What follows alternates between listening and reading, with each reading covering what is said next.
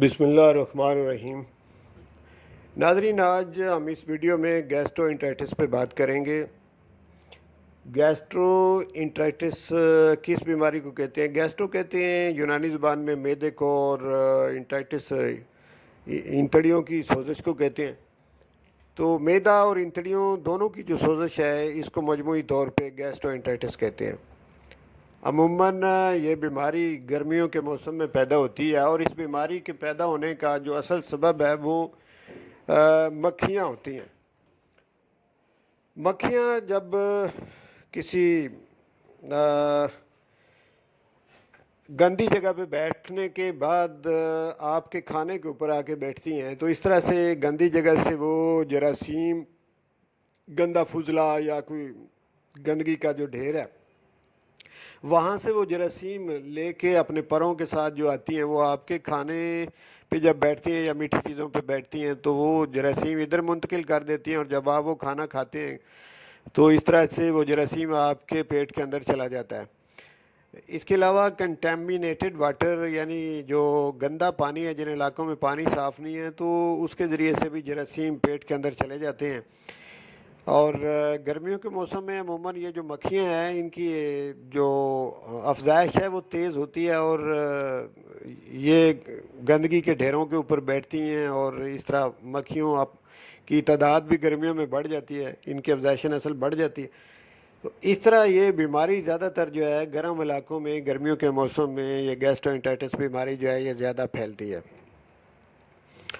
اب اس کی علامات کیا ہوتی ہیں؟ جب یہ جراثیم جو ہیں وہ ایک کیریئر سے، یعنی ایک مریض سے دوسرے مریض کے معدے میں چلے جاتے ہیں، تو علامات اس کی کیا ہوتی ہیں؟ جس میں یہ جراثیم چلے جاتے ہیں تو 6 گھنٹوں سے 48 گھنٹوں کے اندر اندر اس کی علامات جو ہیں وہ شو ہوتی ہیں۔ یعنی اب یوں کہہ لیں 6 گھنٹے آدھا دن ہے، اور 48 گھنٹے یعنی 2 دن تک، 2 دن کے بعد 48 گھنٹوں کے بعد یا 48 گھنٹوں کے اندر اندر اس کی علامات جو ہیں وہ سامنے آ جاتی ہیں۔ بڑی بڑی علامات میں یہ ہے کہ ایک تو دل خراب ہوتا ہے، ایسی کیفیت کہ جس طرح مجھے الٹی آ جائے گی، اور دوسرا یہ کہ بعض دفعہ وومٹنگ ہوتی بھی ہے، بہت زیادہ الٹیاں بھی لگ جاتی ہیں جب جراثیم زیادہ ہوں، اور اس کے ساتھ ڈائریا بھی ہو جاتا ہے، یعنی پخانے لگ جاتے ہیں، پتلے پخانے پیشنٹ جو ہے اس کو لگ جاتے ہیں جب انتڑیوں میں سوجن ہو جائے یا معدے کے اندر سوجن ہو جائے، تو اس کے بعد پخانے لگ جاتے ہیں، الٹیاں آتی ہیں۔ اور تیسری بڑی علامت ہے کہ درد ہوتی ہے۔ تو یہ 3 اس کی بہت بڑی علامات میں تصور کی جاتی ہیں۔ اب ہم آتے ہیں کہ اس کا ہومیوپیتھک میں کون سا کوئی بہترین علاج یا کون سی اس کی اچھی ادویات ہیں، چونکہ ہومیوپیتھک طریقہ علاج جو ہے یہ علامات پہ بیس کرتا ہے۔ ہم نے جو بھی دوائی کسی مریض کو دینی ہوتی ہے تو ہم دیکھتے ہیں کہ کس دوائی کی علامات اس مریض کے اندر پائی جاتی ہیں۔ تو اب میں وہ علامات آپ کو بتاتا ہوں کہ جو دوائیاں بھی بتاتا ہوں ان کے ساتھ ان کی علامات بتاتا ہوں، جس سے آپ میچ کر کے وہ دوائی آپ دیں گے تو انشاءاللہ مریض ایلوپیتھی کی نسبت بہت جلدی ٹھیک ہو جاتا ہے۔ اس سلسلے میں سب سے بڑی دوائی جو ہے وہ آرسینک ہے، آرسینک البم۔ جب بھی کوئی زہریلی چیز جسم کے اندر چلی جائے، کوئی جراثیم اس طرح کے زہریلے جو ہیں وہ جسم کے اندر چلے جائیں، تو اس کے لیے سب سے بڑی دوائی آرسینک البم ہے۔ علامات اس میں جو دیکھی جاتی ہیں وہ یہ کہ اگر مریض کو بار بار پیاس لگتی ہو، اس کی زبان خشک ہوتی ہو، گلا خشک ہوتا ہو، اور وہ بار بار پانی مانگتا ہو، یعنی ڈی ہائیڈریشن ہو جائے، پانی کی کمی ہو جائے، تو ڈائریا جب کسی کو ہوتا ہے تو اس کے بعد ڈی ہائیڈریشن تو ہو جاتی ہے، تو اس وقت اگر ایسی کیفیت ملے، بے چینی بھی ہو، بار بار پیشنٹ جو ہے وہ پانی بھی مانگتا ہو، تو اس وقت یہ بڑی دوائی مانی جاتی ہے آرسینک البم۔ آرسینک البم عام طور پہ یہ گلے سڑے پھل جو ہیں، یا گلی سڑی سبزیاں، یا باسی سبزیاں یا باسی پھل کھانے سے مریض کو جو تکالیف ہوتی ہیں اس میں یہ بڑی کارآمد دوائی ہے۔ اور اس میں جو الٹیاں پیشنٹ کو ہوتی ہیں تو اس میں منہ کے اندر جو پانی ہوتا ہے وہ کڑوا اور کھٹا کھٹا پانی مریض کو محسوس ہوتا ہے، اور گرم بھی محسوس ہوتا ہے۔ تو رات کے وقت مریض کی علامات اگر بڑھ جائیں تو یہ بھی آرسینک البم جو ہے اس کی ایک بڑی علامت ہے. تو یہ اس کی تین چار علامات ہیں. اگر یہ علامات مل جائیں تو پھر آرسینک البم بڑی بہترین دوائی ہے ایسی سچویشن کو کنٹرول کرنے کے لیے. چاہے ڈائریا ہو، چاہے وومٹنگ ہو، چاہے پیٹ میں درد ہو، کچھ بھی ہو، تو یہ سچویشن جو ہے اس کو کنٹرول کرنے میں آرسینک البم بہت بہترین دوائی ہے. اب آتے ہیں ایک دوسری دوائی ہے اس سلسلے میں، آرجینٹم نائٹریکم. آرجینٹم نائٹریکم اس وقت آپ نے پیشنٹ کو دینی ہے جب اس کو وومٹنگ ہو رہی ہو اور ساتھ میں پیٹ کے اندر شدید درد ہو اور پورے ہی پیٹ کے اندر گیس جیسے پھولا ہوا پیٹ ہو، گیس چل رہی ہو اور چاروں طرف جو ہے وہ پھیل رہی ہو اور درد بھی چاروں طرف پھیل رہی ہو اور چبھن ہوتی ہو. تو یہ علامات ہیں. اور تازہ ہوا میں مریض بہتر محسوس کرتا ہے.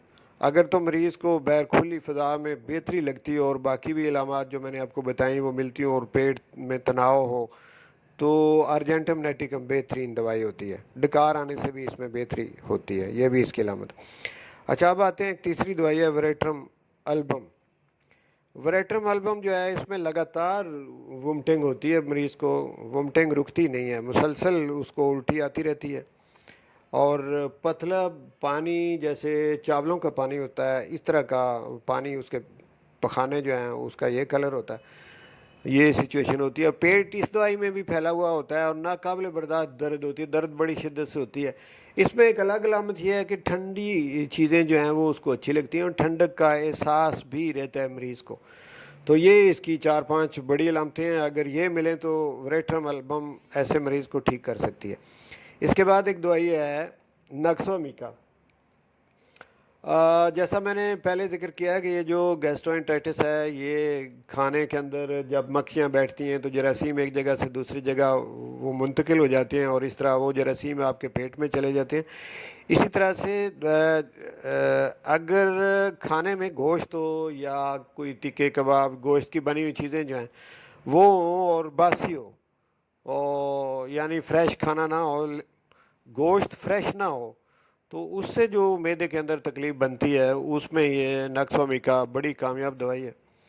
اس کے بعد ایک دوائی ہے پانچویں نمبر پہ مرکسال. مرکسال دوائی اس طرح سے ہے کہ جب آپ کو علامات کی سمجھ نہیں آ رہی کہ میں اس کو آرسینک دوں، ارجنٹم نائٹریکم دوں یا اس کو نیکسومیکا دوں یا وریٹرم البم دوں، تو جب بھی معدہ خراب ہوتا ہے آپ کو علامات صحیح طرح سے نہیں مل رہی ہوتی تو آپ مرکسال دیں تو انشاءاللہ معدے کی خرابیوں میں خاص کر کے پخانے لگے ہوئے ہوں یا درد ہو رہی ہو تو اس میں یہ بڑی کامیاب دوائی ہے. تو ناظرین مجھے امید ہے کہ میں نے آج کی جو بیماری آپ کے سامنے رکھی گیسٹرونٹرائٹس اور اس کا ساتھ میں نے علامات بھی بتائیں، سبب بھی بتایا کہ مکھیاں اس کا سبب بنتی ہیں اور ساتھ میں اس کی میں نے 5 ہومیوپیتھک ادویات بھی آپ کے سامنے رکھی ہیں. تو مجھے امید ہے کہ یہ ویڈیو آپ کے لیے کارآمد ویڈیو ہوگی. اس سے آپ کے علم کے اندر اضافہ ہوگا. اگر آپ سمجھتے ہیں کہ ویڈیو اچھی ہے تو آپ اسے آگے شیئر کریں، لائک کریں. اور اگر آپ یہ سمجھتے ہیں کہ اس طرح کی ویڈیو آپ کو ملنی چاہیے تو پھر اگر میرے چینل کو ابھی تک آپ نے سبسکرائب نہیں کیا تو آپ اسے سبسکرائب کر دیں، ساتھ میں بیل کا جو نشان ہے اس کو دبا دیں. تو انشاءاللہ جو بھی میں اس طرح کی صحت کے متعلق انفارمیٹو ویڈیو بناؤں گا وہ پھر آپ کے پاس پہنچتی رہیں گی. بہت شکریہ. انشاءاللہ دوبارہ آپ کی خدمت میں کوئی اسی طرح کی کوئی اچھی ویڈیو لے کے دوبارہ آپ کی خدمت میں حاضر ہوں گا.